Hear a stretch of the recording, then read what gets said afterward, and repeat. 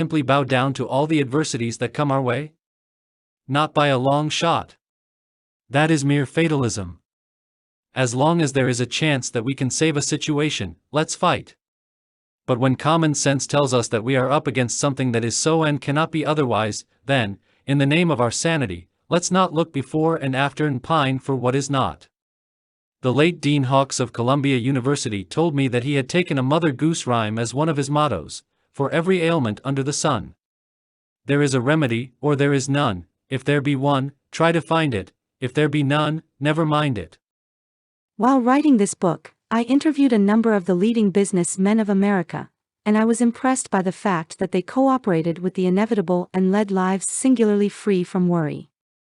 If they hadn't done that, they would have cracked under the strain. Here are a few examples of what I mean. J.C. Penney, founder of the nationwide chain of penny stores, said to me, "I wouldn't worry if I lost every cent I have because I don't see what is to be gained by worrying. I do the best job I possibly can, and leave the results in the laps of the gods." Henry Ford told me much the same thing. "When I can't handle events," he said, "I let them handle themselves." When I asked K.T. Keller, president of the Chrysler Corporation, how he kept from worrying, he said, "When I am up against a tough situation, if I can do anything about it, I do it. If I can't, I just forget it. I never worry about the future, because I know no man living can possibly figure out what is going to happen in the future. There are so many forces that will affect that future. Nobody can tell what prompts those forces or understand them. So why worry about them?" K.T. Keller would be embarrassed if you told him he is a philosopher. He is just a good businessman, yet he has stumbled on the same philosophy that Epictetus taught in Rome 19 centuries ago. There is only one way to happiness, Epictetus taught the Romans, and that is to cease worrying about things which are beyond the power of our will. Sarah Bernhardt, the divine Sarah, was an illustrious example of a woman who knew how to cooperate with the inevitable. For half a century, she had been the reigning queen of the theater on 4 continents, the best-loved actress on earth.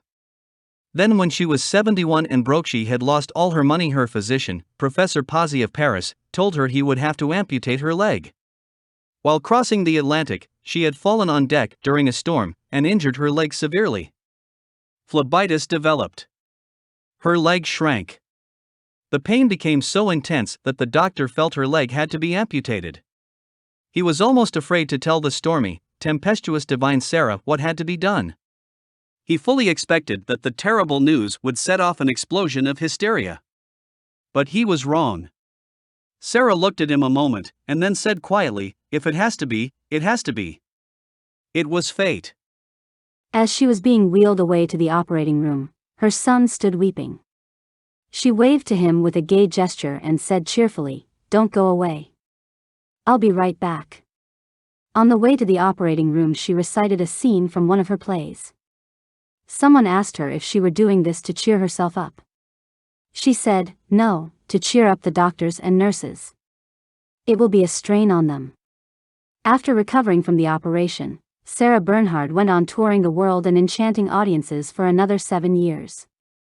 "When we stop fighting the inevitable," said Elsie McCormick in a Reader's Digest article, "we release energy which enables us to create a richer life." No one living has enough emotion and vigor to fight the inevitable and, at the same time, enough left over to create a new life. Choose one or the other. You can either bend with the inevitable sleet storms of life or you can resist them and break. I saw that happen on a farm I own in Missouri. I planted a score of trees on that farm. At first, they grew with astonishing rapidity. Then a sleet storm encrusted each twig and branch with a heavy coating of ice. Instead of bowing gracefully to their burden, these trees proudly resisted and broke and split under the load and had to be destroyed. They hadn't learned the wisdom of the forests of the north. I have traveled hundreds of miles through the evergreen forests of Canada, yet I have never seen a spruce or a pine broken by sleet or ice. These evergreen forests know how to bend, how to bow down their branches, how to cooperate with the inevitable. The masters of jiu-jitsu teach their pupils to bend like the willow, don't resist like the oak. Why do you think your automobile tires stand up on the road and take so much punishment? At first, The manufacturers tried to make a tire that would resist the shocks of the road. It was soon cut to ribbons. Then they made a tire that would absorb the shocks of the road. That tire could take it.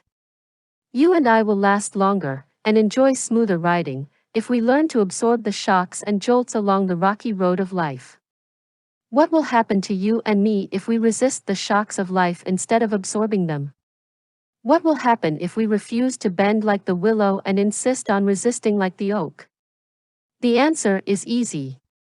We will set up a series of inner conflicts. We will be worried, tense, strained, and neurotic.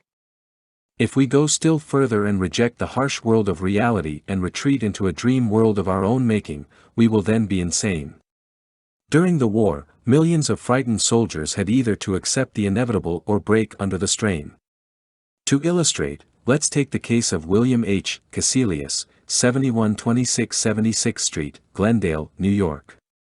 Here is a prize-winning talk he gave before one of my adult education classes in New York. Shortly after I joined the Coast Guard, I was assigned to one of the hottest spots on this side of the Atlantic.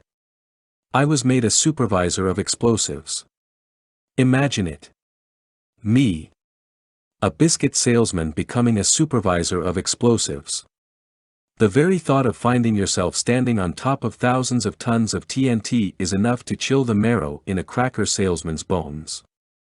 I was given only 2 days of instruction, and what I learned filled me with even more terror. I'll never forget my first assignment. On a dark, cold, foggy day, I was given my orders on the open pier of Caven Point, Bayonne, New Jersey. I was assigned to hold number 5 on my ship.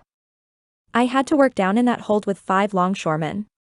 They had strong backs, but they knew nothing whatever about explosives.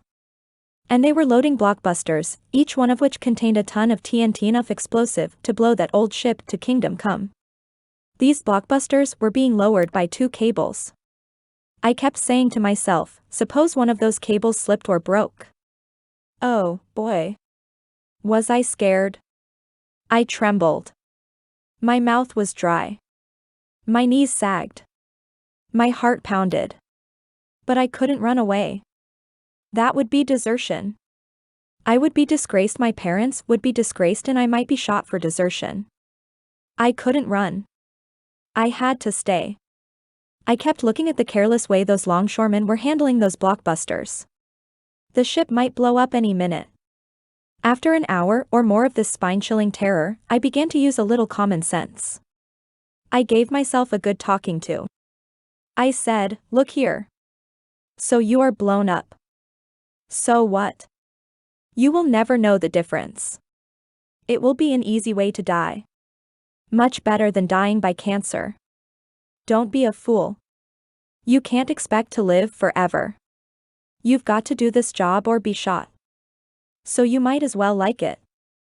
I talked to myself like that for hours, and I began to feel at ease.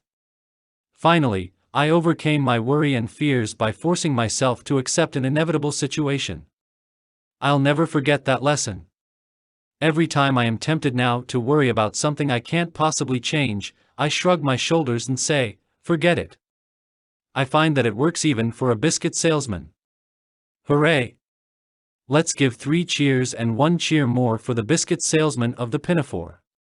Outside the crucifixion of Jesus, the most famous death scene in all history was the death of Socrates. 10,000 centuries from now, men will still be reading and cherishing Plato's immortal description of it, one of the most moving and beautiful passages in all literature. Certain men of Athens, jealous and envious of old barefooted Socrates, trumped up charges against him and had him tried and condemned to death. When the friendly jailer gave Socrates the poison cup to drink, the jailer said, "Try to bear lightly what needs must be." Socrates did.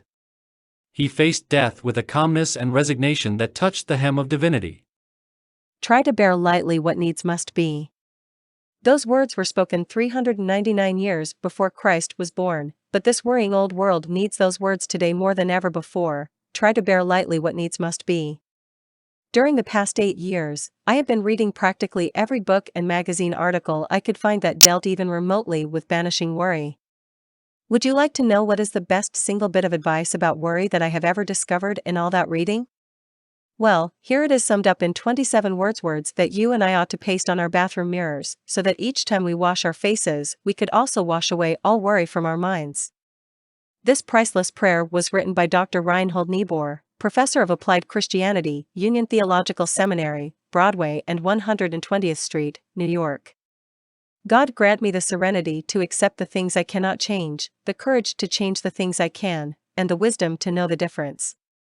To break the worry habit before it breaks you, Rule 4 is, cooperate with the inevitable.